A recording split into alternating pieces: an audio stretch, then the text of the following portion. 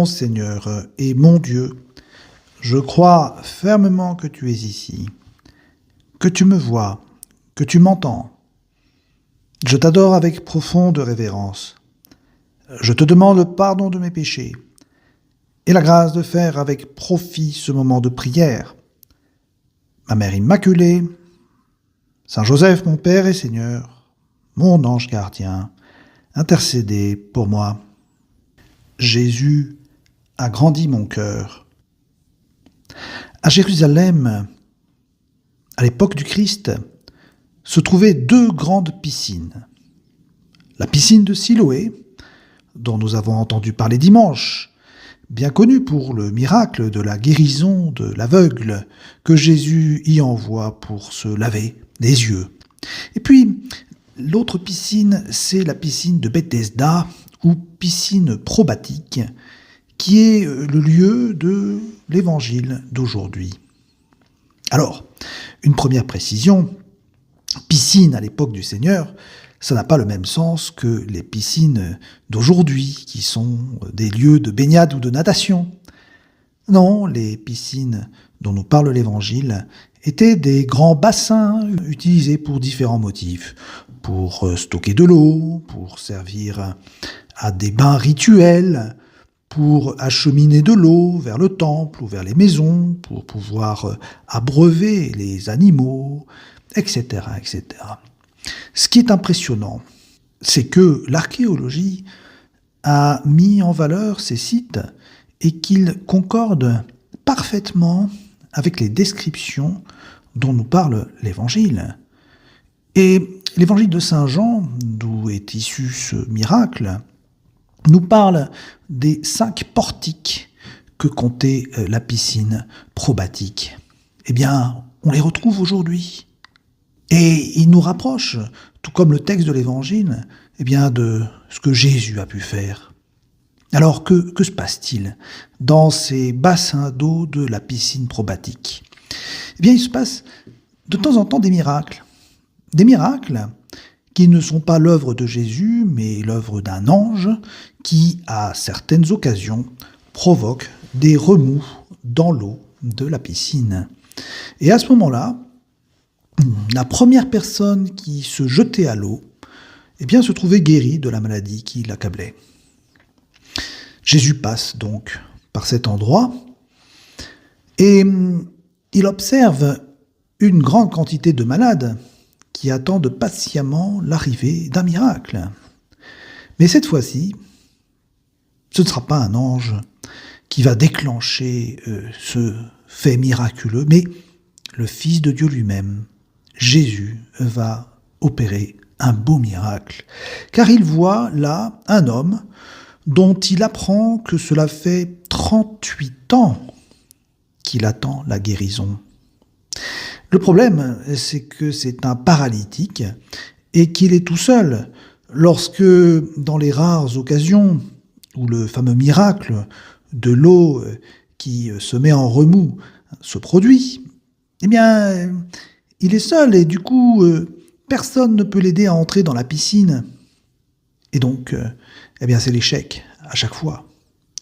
Mais, on le voit, il est là, il attend. Jésus voit la misère des personnes. Jésus voit la misère du monde entier. Et Jésus voit, y compris, la solitude. Il voit la souffrance physique ou morale.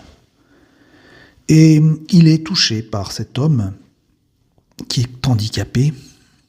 Et ce qui est impressionnant, c'est que d'un mot, il le guérit.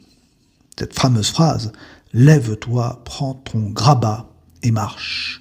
Et c'est ce qui s'est produit. L'homme a pris son grabat, il s'est levé, il a marché. Et après ces 38 années de paralysie, sa vie est absolument transformée par le Christ, parce que c'est bien différent d'être, je dirais, une personne dépendante des autres, que de devenir soi-même autonome, de pouvoir se déplacer sans peine. Alors on se dit, il a eu bien raison d'attendre, et il a eu bien raison d'espérer. Car en effet, ce qui est frappant dans cet évangile, c'est que même si cela fait 38 ans passé dans la paralysie, bien, il attend, il espère, il croit dans les miracles. C'est pour ça qu'il est là.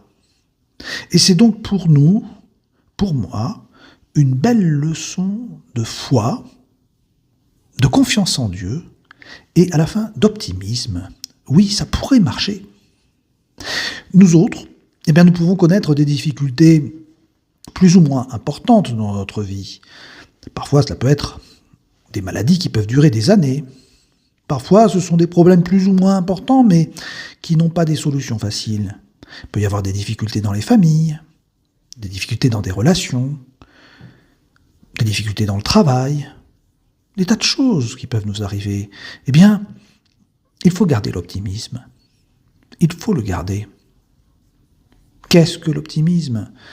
Bernanos, le grand écrivain français, disait d'une manière un peu cynique, l'optimiste, c'est l'imbécile heureux. Le pessimiste, c'est un imbécile malheureux. Oui, alors, vous voyez, moi je préfère être un imbécile heureux. Ben oui. Et en fait, si nous nous plaçons sur le plan de la foi, l'optimisme devient alors la vertu théologale de l'espérance. Que nous dit-elle cette vertu ? Eh bien, elle nous dit que Jésus viendra, Jésus est proche de nous, il peut nous aider. Sa proximité nous aide. Et nous pouvons nous adresser à lui, aujourd'hui, maintenant, avec nos propres mots, et lui dire, Seigneur Jésus, toi qui guéris, toi qui soutiens, toi qui viens au secours de tous les hommes, regarde-moi, regarde mes difficultés. Que sais-je, des difficultés scolaires, ou bien des difficultés universitaires, ou des difficultés professionnelles. Regarde mes faiblesses, regarde mes difficultés pour me libérer de ces mauvaises habitudes, pour améliorer mon caractère, des difficultés pour lutter contre cette paresse spirituelle, cette mollesse, pourrions-nous dire. Bref, regarde-moi, Seigneur Jésus, avec ton regard de bonté et de miséricorde. Viens à mon aide. Aide-moi à porter ces difficultés qui sont les miennes avec la patience de celui qui espère et rends-moi plus fort dans la foi. Je t'en supplie, reste avec moi, Seigneur. Vous savez, ce qui est le plus important dans l'espérance, c'est la garantie de la présence du Seigneur à nos côtés. Que nous soyons dans le succès ou dans l'échec, dans la joie ou dans la douleur. Car oui, si Jésus est à nos côtés, il sera le moteur de notre joie. Et nous pouvons bien recevoir ce qualificatif d'imbécile heureux, si vous me permettez un peu d'autodérision. Parce que quand même, 38 ans au bord d'une piscine, bon, vous me direz, il rentrait peut-être chez lui le soir, quand même. Mais enfin, quelle persévérance dans l'espérance.